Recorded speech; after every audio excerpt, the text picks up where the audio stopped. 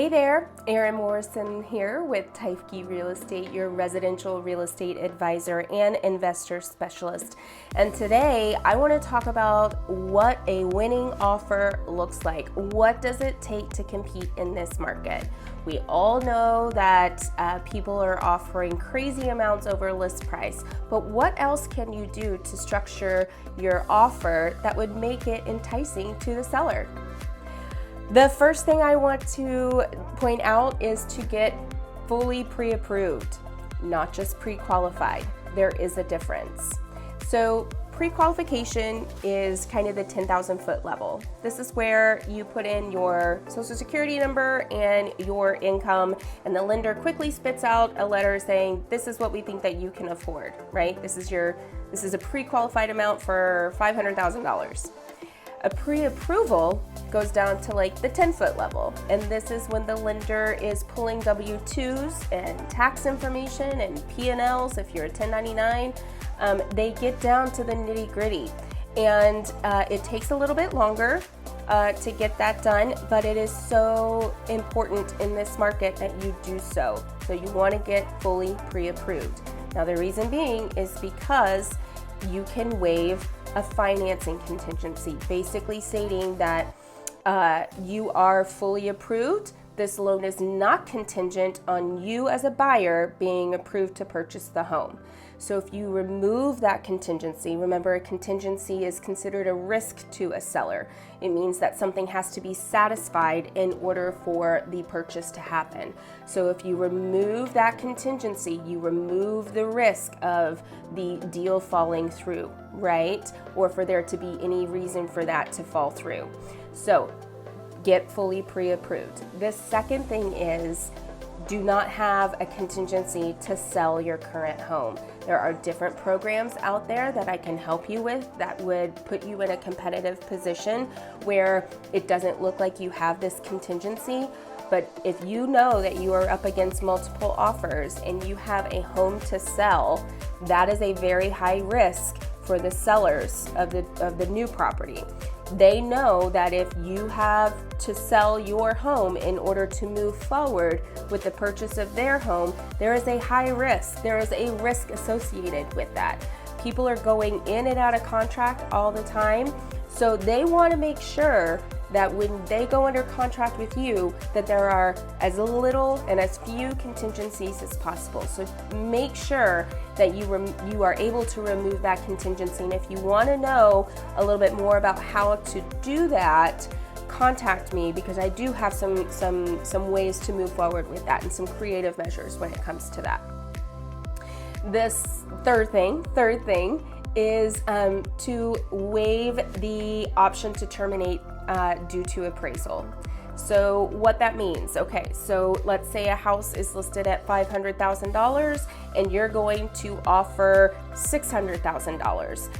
What you then do is you sign a waiver saying that if the home appraises for less than the agreed to purchase price, regardless of what the appraisal comes in at, you, buyer, are then going to pay the difference in cash, and you do not have the opportunity to terminate the contract. Okay, you are in it. So if that $500,000 home appraises for $450,000, then you have a $150,000 delta that you've got to bring to the table in order to move forward. This is a big one, but we are seeing it all the time. So if you can waive that termination of appraisal, then you are in a good spot. Fourth, let's not ask for a home warranty. This is something that is a negotiated item. In this market, typically sellers want the highest net proceeds, the most amount of money that they can put back in their pocket. If you are asking for a $500, $600 home warranty, it kind of puts you not as competitive. This is something that you can purchase on your own. It's not something that you need the sellers to take care of. So let them keep that money in their pocket. Okay, next we have you paying the seller's title policy. This is also a negotiated item in the contract. go ahead and let those sellers keep that money in their pocket. This is anywhere from $1,500 to $2,000, so just be aware of that. Next, let's go ahead and talk about option fee and option term. So here in the state of Texas, we have something called an option period. This is when your due diligence and inspections are done. It is a negotiated period of time whereby the buyer can back out of the contract for any reason at all and get that earnest money back, right? And the seller keeps the option deposit. So pre-COVID, we were seeing, and pre-multiple offers, we were seeing option periods of about 7 days was customary, and a couple $100 depending on the price of the home. Nowadays, in order to be competitive, and when we know that there are multiple offers, we want to tighten up that option period, and we want to increase the option deposit. So instead of 7 days, we look at shortening it to 2 or 3 days. In as far as the option deposit, instead of a couple $100, think $2,000 or more. I have seen personally situations where there were 40 plus offers and the winning offer was 2 days for $10,000.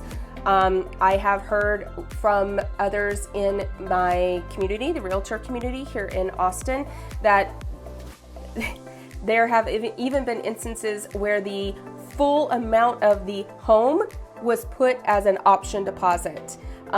So basically this buyer was saying, I'm giving you in cash the full amount of the property. I do not plan on backing out. That's extreme, I get it. But just know that to incentivize the seller, you want to have the shortest option period as possible with the high option deposit. It shows you have skin in the game and that you do not plan on backing out of the contract. Okay, next up is a free lease back. So this is really nice for sellers because it means that they don't have to hurry up and pack and get out of the house. They most likely are also looking for a home to purchase, so this gives them a little bit of time to do so. And in this market, we are really seeing that these lease backs are offered for free. Depending on your loan program, this lease term can be anywhere from 30 to 60 days.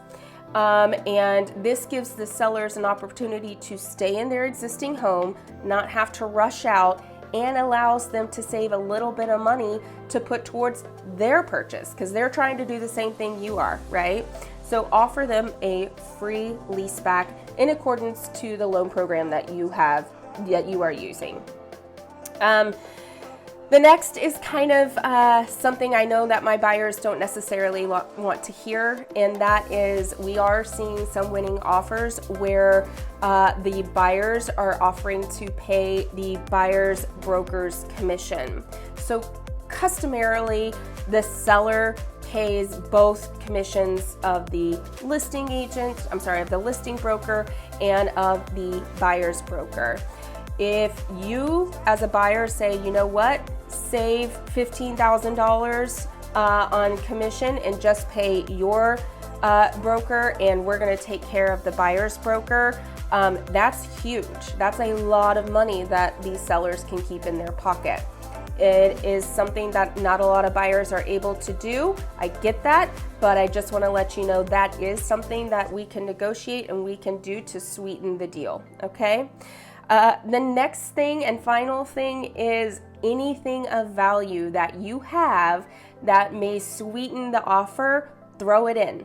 For instance, if you have a vacation home, offer the sellers a free week at your vacation home, or make it so that they get a week for the next 3 years. If you have something of value, offer it to the sellers and make it attractive. Or if you have miles on a credit card or with a certain airline, offer to pay for free tickets to Hawaii or to Italy or something exotic or crazy. You aren't just limited to the parameters of the contract and as far as just monetary cash. If you have something of value that you can offer to the sellers, do so. Okay, well, that's about it for today. If you want to chat at all about the topics discussed or how we can get creative with your offer so that the sellers choose you, be sure to reach out to me or leave a comment below. Otherwise, you have a wonderful rest of your week and live in gratitude.